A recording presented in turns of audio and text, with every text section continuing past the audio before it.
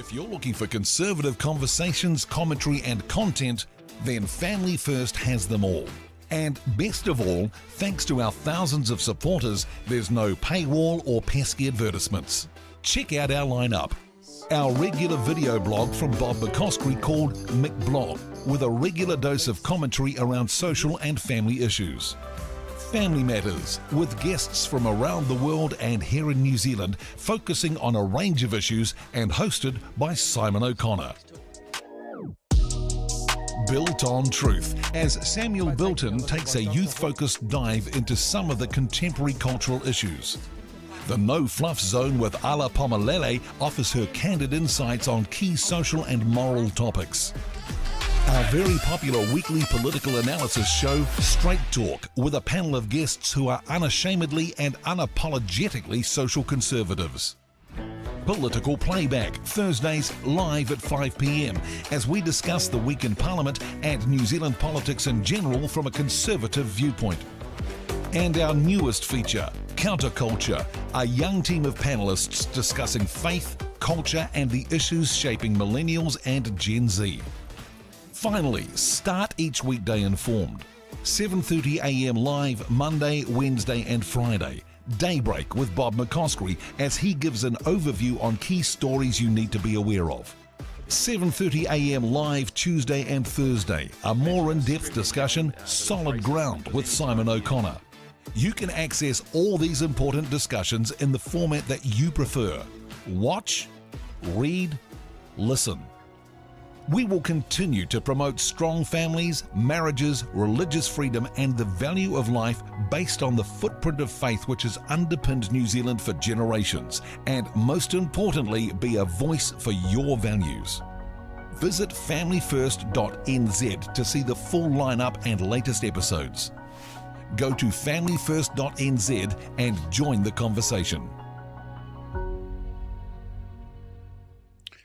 Good morning, New Zealand. It is Friday. It's the end of the week as we head into the weekend. And there's a lot of stuff to talk about this morning, so let's get straight into it. Welcome to Daybreak.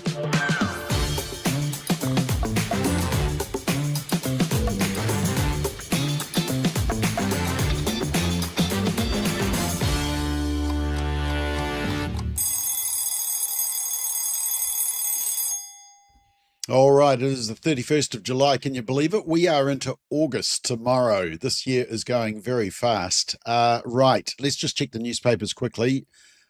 Look, the big story seems to be that some weightlifters have taken silver. Gold for Liti, is it? Liti?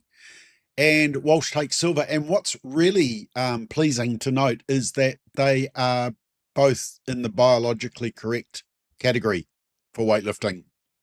You know what I'm getting at, eh? Stuff also talks about weightlifting gold for David Liti, I hope I'm saying that correct. And a top surgeon has quit New Zealand for Australia after twice falling asleep at the wheel. That's the lead story on Stuff. Okay, well, hopefully the Australian police can track him down as well if he's driving that tired. In the Post in Wellington, New Zealand first proposed power company split might reap less than 1.5 billion. Okay, 1.5 billion is still good. Anyway, Post in Christchurch. Earth-moving company's redundancy process left a long-serving worker blindsided. Rooney Earth-moving. So there we are. That's the lead story in Christchurch. Very localised coverage this morning. Radio New Zealand. This is interesting. I'm keen to have a watch of this. They have got an exclusive interview with the ex-partner or the mother of Tom Phillips' children. Remember, Tom Phillips took the children, Maricopa, into the bush for a number of years. And so the mother of the Maricopa children speaks about the relationship with Tom Phillips. There's a lot of untold information about that case. And I guess it'll eventually come out so people can truly understand what was going on there. One News, is it time to make defibrillators as common as smoke alarms? That's the lead story on One News. I would say yes. I mean, I think most places should have a defibrillator. Seems a easy way to be pro-life. and to save life. And News Talk ZB, once again, it's about the weightlifting gold. And there's another story actually on News Talk ZB's website, which I will come back to in just a minute because it's quite interesting. The Herald this morning has an article written by Alice Soper, who is very big into the transgender in sports and doesn't see a problem with it. It's a very confused article. And basically what she does is that she used to play rugby, and she says that she went away and she trained, she was overseas. And she says, I know from my own experience as an athlete what difference the access to a nutritionist, trainers, physios, facilities, and even a full-length competition did for my abilities. Okay, well, that's nice. She obviously trained up and she became very good in women's rugby. It put me ahead of my peers when I returned to Wellington, but no one thought to regulate me out of the game. Well, no, Alice, because you're still a woman. It's still biology. The interesting thing is that she's part of a group that was set up called Whisper, Women in Sport Aotearoa. And I bet you know what? I bet they can't define what is a woman. So anyway, interesting article. Right, there were some dumb things said in Parliament last night. You've probably heard about one of them, and I'll come back to them, but here is another one. If you're offended by this swear word, note that it's used in the descriptive, technically correct, not sweary way, but it's still objectionable because it's coming from a Green MP. This is Tamatha Paul, the Green MP in the House last night. English is a bastard language. This is what you're fighting to protect, is a language that's not even its own. It's a bastardization of Greek, Old Norse, Latin. It's a complete bastardization, and this is what we're wasting the House's time fighting for? Sorry, I know no one wants to say it straight up, but these snowflakes over here, bunch of snowflakes, Oh, that sounds like a bit of an insult, doesn't it? Snowflakes are white. they hear the word Aotearoa and cry themselves to sleep over there. No personal attacks, Well, thank they you. do. They cry when they hear the word Aotearoa. They stand up and point of order it in this house. Yeah, That's how weak they are. They see Te Reo Māori and they shiver in their boots. Oh my gosh. The Parliament delegation just went to Wales, and look at them. They've got their beautiful Indigenous language covering everywhere before English. And guess what? The world didn't fall over and the world didn't end. People still knew where they were going. In fact, people saw it and thought, wow. Yeah, the interesting thing is that all this bill did is give English equal status as in Ireland. And it's to me, it's just an administrative anomaly that we recognise Māori and deaf language as official languages, but we don't recognise the base English, which the majority of the country speak. So there was the first sort of interesting thing said in Parliament. And then, of course, the one that the media are all over is this little exchange between Winston Peters and some Green MP who, to be honest, I wasn't too familiar with. But anyway, this was Winston in the House.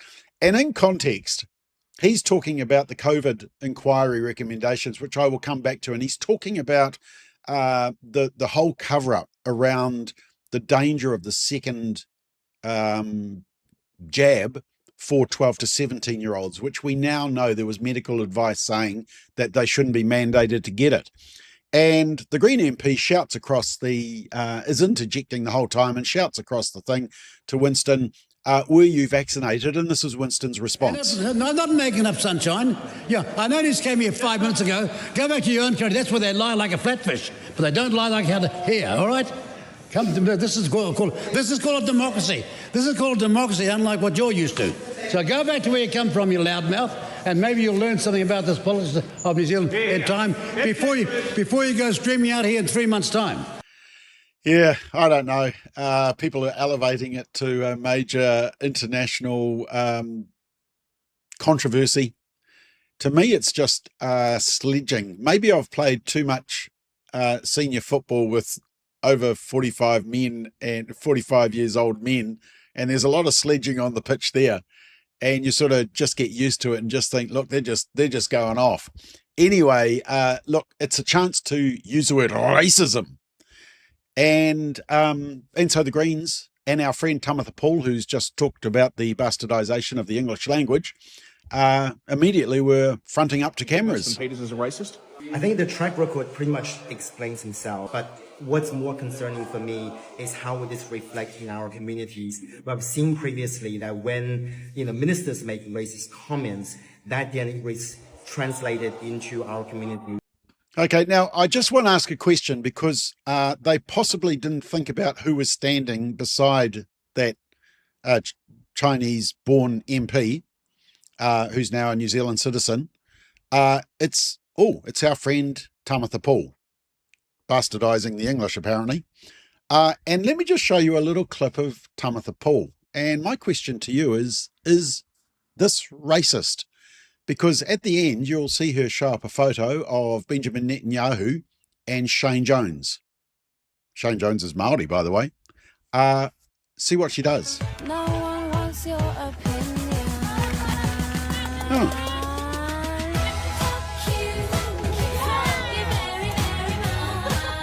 Oh, okay. Yeah, okay. So pictures of Netanyahu and Shane Jones.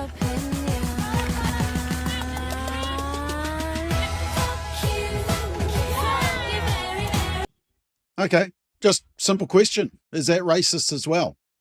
Chucking Shane Jones in the bin like that. I mean, he is Māori. So that's a question. But anyway, the media will be onto it. News Talk ZB Wellington, we're discussing this, the newsreader and the presenter. And have a listen to what they said about Winston Peters. I hope the media are all over this. To go back to where you come from, the comment certainly is unacceptable. I get that Winston Peters has earned more credit than anyone in the House, but he's lost the plot. I mean, it is racism. I mean, it is, isn't it? I mean, we can shrug and laugh it off and do whatever we want, but realistically, it is racism, and I liken him, without wanting to be criticised by Aisha Verrill for using violent imagery, perhaps it's a bit like an old dog that needs to be put down. Oh, what?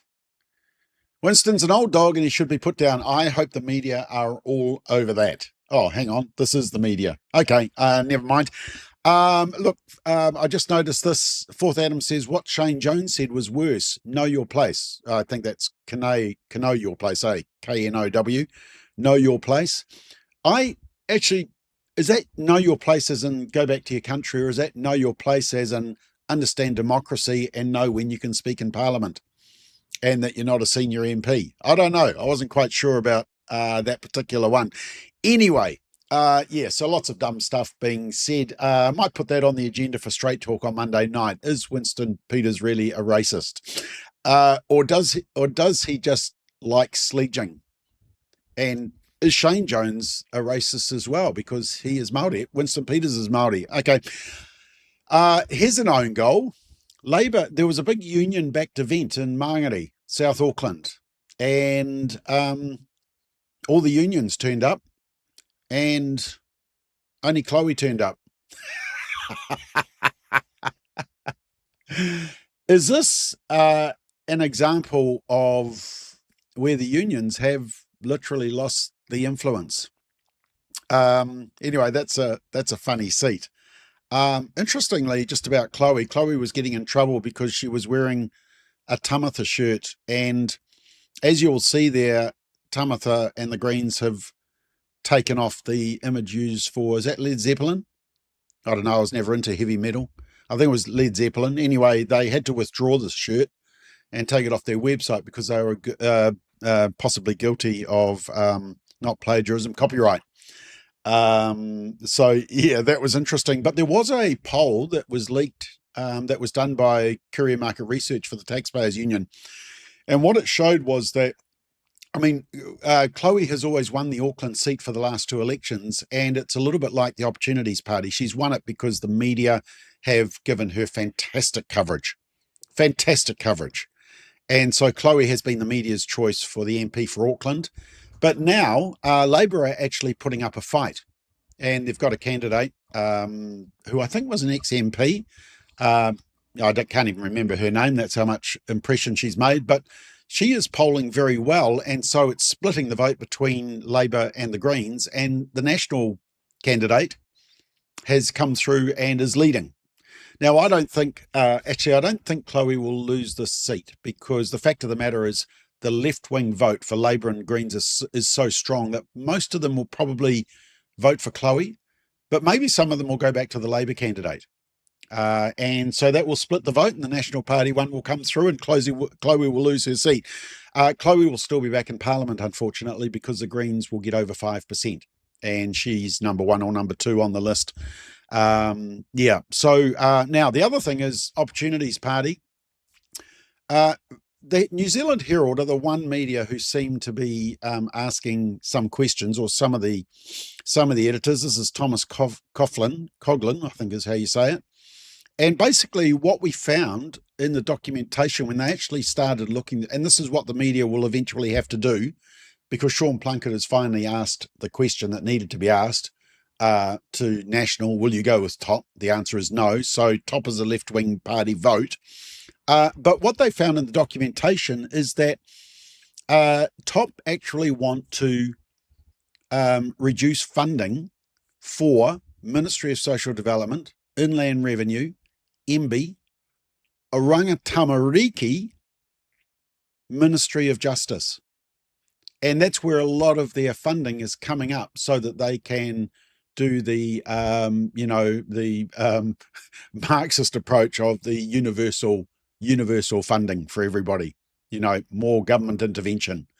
But yeah, decreasing the Ministry of Social Development funding, IRD, MB, Orangatamariki, is the public service going to be voting for that? Are the unions going to be happy with that? Because that's jobs being lost in the public service. Anyway, Quile did turn up to an interview on Herald Now, and it was Katie Bradford doing the interviewing, and it was a very tough opening question, very tough. They were really getting stuck into her. They were going to give her a run for their money. Here's the opening question. Good morning. Thank you for joining us. Are you ready to go to Parliament? Yeah, we're getting ready. Yeah, that was a tough question. Anyway, it keeps going. And what happens, you'll see, it goes into a panel, and on the panel are the mother of the deputy leader of Top. Unbelievable. Yeah, are they going to use the mother of Nicola Willis, or who's the deputy leader of, is it Chris Bishop? Who is the deputy leader of National? It's Nicola Willis, isn't it? Are they going to use her mother or father on the panel? Probably not. Anyway, let me just start this again, because it is funny, this opening question, this opening tough question for Quile. Good morning. Thank you for joining us. Are you ready to go to Parliament? Yeah, we're getting ready. What do we think? Are they going to get there? Can the major Here it parties is. ignore them? Well, full disclosure from me, the deputy leader is Daniel Ebb, is my son, and so I'm an enthusiastic supporter. And he may be in Parliament on this. Does he know that? He must. I think 5.3 is an important number. Yeah, okay, incredible. So they actually put on a relative of a political party on this political panel. So that's the type of softball interviewing they have been getting, which, yeah, has been absolutely fascinating. Anyway, once again, Sean Plunkett on the platform was asking some very good questions, and he asked Winston, okay, where does Top come? Where do they rank? You'll be interested in the racist word that Winston uses in this. What is New Zealand's first position? Could you do a deal with Opportunity post-election, or you're going to wait and see how the cards fall? This is the Opportunity Cost Party. It's not Opportunity's party. It's a bunch of racists, for a start. They believe in a Maori upper house. They don't believe that there is such a thing as a woman. They're communist in the extreme. This is an appalling situation to develop here. And the answer is definitely, profoundly no. Okay. So, because they're not going to be actually, here's the meal point. I'll give you that all my experience in politics. They're not going to be standing come election day. That's the charade that's going on now. Okay, that sounds like a no, doesn't it? The racist bit I was interested in, and of course I think that's based around the fact that one of their lead top-ranking candidates was a co-author of Hei Puapua. And of course Hei Puapua was about separating it out. It was about racism and this kind of two-raced governance. Now, I did see this comment come through. I stand to be corrected. Thank you, Mike. Mike says, no, not Led Zeppelin, it's Metallica. So the shirt that is being worn there that's Metallica, apparently. See, that's how much I know. In fact, somebody was laughing that Led Zeppelin is not heavy metal. I thought Led Zeppelin was heavy metal. Anyway, okay, back to the issues. Now, the COVID-19 inquiry recommendations have come through. One of the good ones was that it says that government decisions, they have to provide evidence and papers and proof within 5 working days. That's a good thing. The transparency is so important because we know that a whole lot of stuff was buried with COVID, especially around the area of 12 to 17-year-olds needing to have that second shot and being mandated to have it despite the myocarditis risk, which was never disclosed. And once again, there's some coverage here of what we were and were not told about the vaccine doses and the myocarditis risk. It's this informed consent, which, was the real big issue. We simply weren't being given any information, and anybody who dared to challenge it was immediately being cancelled by the government-funded media. And the government-funded media was most of the mainstream media.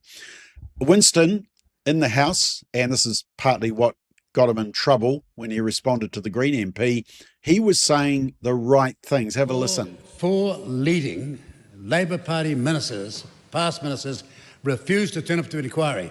How damn arrogant. And there she is, walks out of the room, the former Minister of Health, wouldn't even turn up at the inquiry because you know why? If anybody asked the right question, she was going to be a goner. The original sham inquiry even failed to identify that Chris Hipkins and Beryl knew about advice that highlighted danger to under 70-year-olds having 2 shots and suffering from myocarditis. They knew about it, and then they claimed that they didn't know. And I'm not making up sunshine. Okay, so that was part of the response. That got wound up, and as you can see, that was just going into the sledge that he gave, which, rightly or wrongly, some people say was a racist response. Now, someone else who wouldn't front up, actually, what's fascinated me about the whole COVID thing and these recommendations is that Bloomfield, Dr. Bloomfield is nowhere to be seen. He wouldn't show up to the public thing. He won't answer questions around the myocarditis, and nobody is holding him accountable for that, which I find quite stunning. I mean, I'm not saying that the boot should be put in that he was wrong. I'm just simply saying, why is there not accountability, and why is he not fronting up and explaining some of this stuff? This is the festering sore, in my view. Speaking of festering sores, also in the US, you've got Anthony Fauci. He finally shows up. They got him to turn up. Remember, he'd already been pardoned by Biden. So anything he said couldn't incriminate him, in fact. They just wanted transparency. But he spent the whole time pleading the Fifth Amendment, which means that he doesn't have to say anything. He just kept reading out the statement. And so Josh Hawley, who's a very good Republican senator, basically took him for a ride on this and then just got stuck into him. This is worth watching. Have a watch. Mr. Chairman, well, nothing says honesty like taking the Fifth, huh, Doc? Let's try something. What day of the week is it today?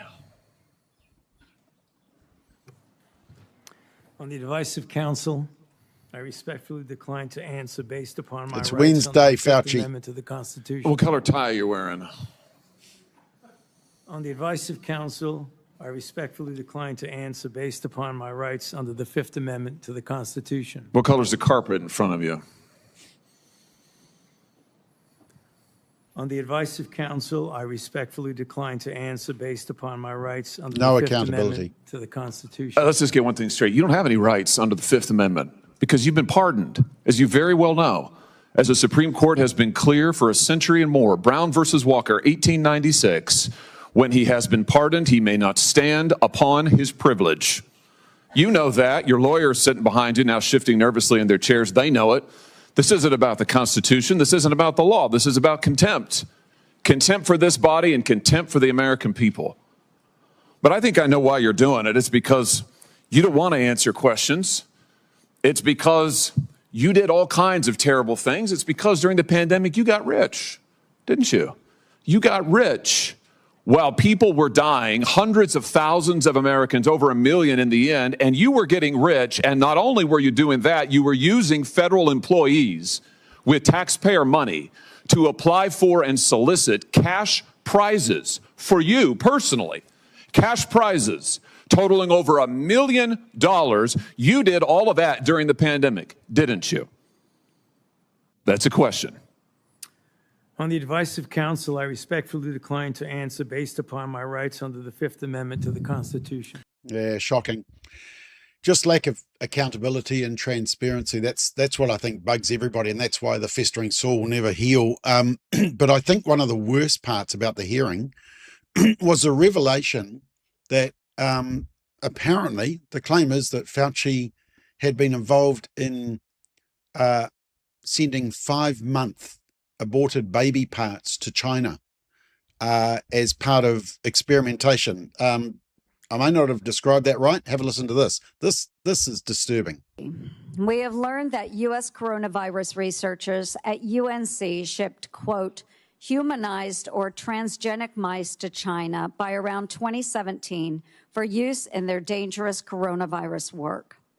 Under your NIAID coronavirus, researchers also used aborted baby body parts in mice research, and taxpayers paid for them to do that.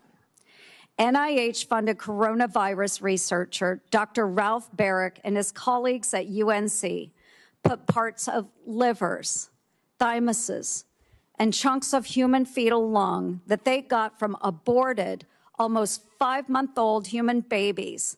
They put those parts in their research mice. They disgustingly named them BLT-L mice and wrote they had created a, quote, sandwich of aborted body parts in the mice. Get it, folks? BLT. A BLT sandwich. Shocking. Unbelievable. Anyway, Dr. No. And yeah, I don't think we're ever going to get past the whole response to COVID until there's just some transparency and accountability. Look, I don't mind if they turn up and say, hey, look, in the pressure of the moment, we made some mistakes. We didn't have the full detail. We should have disclosed more information. Some mea culpa, but there just doesn't seem to be any willingness to do that. All right. Ipsos poll is out, and look, I think it's out of kilter, to be honest, because basically it says who's better at fixing New Zealand in these areas. And according to this poll, Labour can fix everything. They can fix poverty, which they never did. They can fix education, which they didn't. They can fix immigration. Well, yeah, maybe unfettered immigration. Taxation. They want to tax more. And people think that, I mean, does the whole of New Zealand have a whole lot of amnesia or something? Have they forgotten what happened between 2017 and 2023? Or drug and alcohol abuse, Labour. Race relations, Labour. The only thing that National did good was on crime, which isn't actually on that list. Oh, there it is. Yeah, there it is. The fourth one down on the left. Climate change, the Greens. Well, everybody's not even interested in that. Transport, public transport, Labour. Yeah, remember that railway, the railway to the airport they were going to build? Oh, boy. Okay, so I think New Zealand may be suffering from a whole lot of amnesia. The interesting thing in the Ipsos poll is that there's a chart that actually suggests that what is being shown on this image may not be correct, because the question is asked about the government performance. Now, you will see, so the red block along the bottom represents when Labour was in power, okay, and the blue is when National took over. You will see that from the dizzying heights of March 20, when COVID kicked in, trust or rating of the government performance has been in continual decline to the point where the government changed. It was, 4.4, that last dotted line going up and down where it changes from Labour to National, 4.4. What is it now? 4.3. So it hasn't actually deteriorated to the extent that it did under Labour. Maybe it's just this is the new normal. Nobody trusts the government and they're always going to give them a 4 out of 10. So maybe that's what it's saying. Anyway, Now, I know some people won't agree with this. Good decision out of government, though. They're not going to ban fireworks. Yay. I was interested in.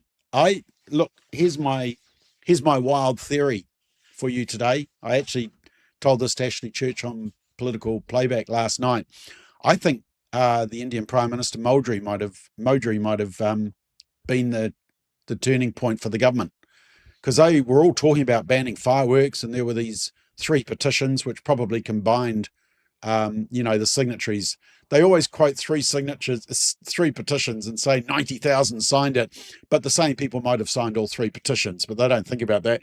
But anyway, private fireworks, you'll see there, this is from an Indian news website on the right, and it says private fireworks displays during festivals like Diwali will remain legal after the government rejected a parliamentary committee's recommendation to ban public sales and private use. And it talks about the fact that it's recognised that fireworks are no longer used only around Guy Fawkes, but has become associated with Diwali, Chinese New Year, Matariki, weddings, and New Year's Eve. So anyway, in my view, good decision. And I want to give credit to the Indian Prime Minister for maybe he did a bit of lobbying and said, look, we really need the fireworks for Diwali. Okay, look, gee, I'm a bit over time. Look, just give me an extra 5 minutes. I just want to cover a couple of things. Firstly, Mount Maunganui apparently is not ready to accept people yet, according to the iwi. And I read this amazing story. Apparently, according to the leaders down there, Mount Maunganui began as a small mountain with no name when he fell in love with a beautiful hill, Puwhenua, but her heart already belonged to another. This is in the Radio New Zealand article, calling on the magical fairy people, he asked for help to get to the ocean so that he could drown in his sorrow.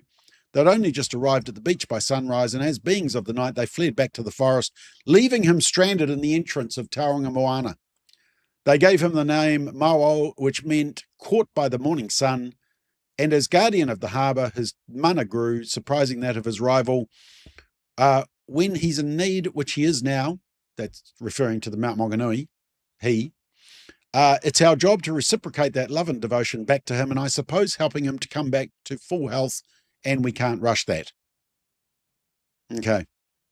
Right. Well, that's fine to have those beliefs, but given that Mount Maunganui is a major tourist attraction and there's a whole lot of businesses and the area is suffering because people aren't coming to the mount, they can't walk around it, they can't walk up it. Look, I understand the safety issue, but it's not based on the fact that he isn't ready for visitors yet. It's simply around safety and health, isn't it? I'm still amazed that the surf club at Mount Maunganui is a no-go area. If you've seen it, it's quite a distance from the mount, but this is this kind of overreach. All right. The media have been looking for outrage. They're constantly looking for outrage. And a New Zealand First candidate, he was asked, what is a woman? And he made this throwaway line, funny line with humour. He says, oh, well, a woman is someone who knows where to shop. Now, I actually ran this past my wife and she said, exactly right, Bob. And then she went off shopping with, and spent my money. That's what I tell her anyway. Anyway, it's funny. Anyway, it makes an article and Jenna is ringing up New Zealand First and saying, has the definition of woman changed now? And then the spin-off, they write an article. They said, am I still a woman? I'm confused. I actually emailed the spin-off and I said, if you don't know what a woman is, my wife can help. Email me. I haven't actually heard back from them. Anyway, we did get a shout out in Parliament this week. On Wednesday, Jenny Marcroft from New Zealand First, there was this debate on petitions and New Zealand First got a shout out. There's been a number of petitions, a couple of petitions this term. I'd like to speak to one in particular, that of Bob McCroskey on behalf of Family First. He wanted to define women as an adult human female in laws, public policies and legislation. And that petition was referred to the Minister. Sometimes the Petitions Committee deal with it, sometimes it goes to another committee or it's referred to a minister. And this Yeah, all right. So there we are. Got a nice little mention, and it was talking about the importance. I'm sure all the women who were in there who don't know what a woman is would have really appreciated that speech from Jenny Marcroft. So shout out to Jenny Marcroft. Now, just before I go, I need to show you the woke church of the week. So stand by, because Sunday you may be going to church. Just before I do that, just a reminder, the Forum on the Family, it's in 6 weeks, and we've got an amazing lineup. Ben Carson, who we're interviewing via live from New York, from Washington, D.C. Ben Carson, Dr. Ben Carson. We've got Sal Grover, Martin Isles, Gillian Spencer and Andrew Amos, both doctors who have paid the cost for wanting to protect kids from gender ideology. And Leighton Smith is going to be interviewing me as part of the 20-year anniversary. We've also got a medical panel, media panel, political panel, and we're recording an episode of Counterculture in front of a live audience. So it's going to be fun. But just one really important thing is that we do want to raise a social conservative next generation. We want to value the next generation. And so we've got the special rate. So if you are coming to the forum, thinking about coming, is there a student that you know that could really benefit and have their spine stiffened by being at that? So keep that into account. All right. It is the weekend coming up. Sunday, you may be going to church. Here's another example of a church that you probably shouldn't go anywhere near. In the name of a God whose love knows no bounds, to name truths long buried. Good start. And to acknowledge the harm that the Anglican Church has caused to us LGBTQIA plus people. As your bishop, I speak today with deep humility, grief, and repentance. Gather us nice. in all our diversity into one body. God, in your love, forgive us. For the church and the society which has caused harm and inflicted pain. For the evils of conversion therapy, for homophobia, biphobia, and transphobia, for judgment and exclusion, for abuse and the misuse of our faith. Forgive them. Oh, here we go. Oh, lovely. God, from whom grace flows without ceasing, pardon and forgive you. And strengthen in our hearts blessing and praise, goodness. Okay, that's enough of that. Look, the warning is if you're going to church on Sunday and you see that up the front, or you see that hat suddenly go on, or they're talking about, the harms of biphobia, transphobia, etc., you may be in the wrong place. Okay, just a hint. Anyway, have a great weekend. We'll see you back Monday morning for Daybreak. Catch you later.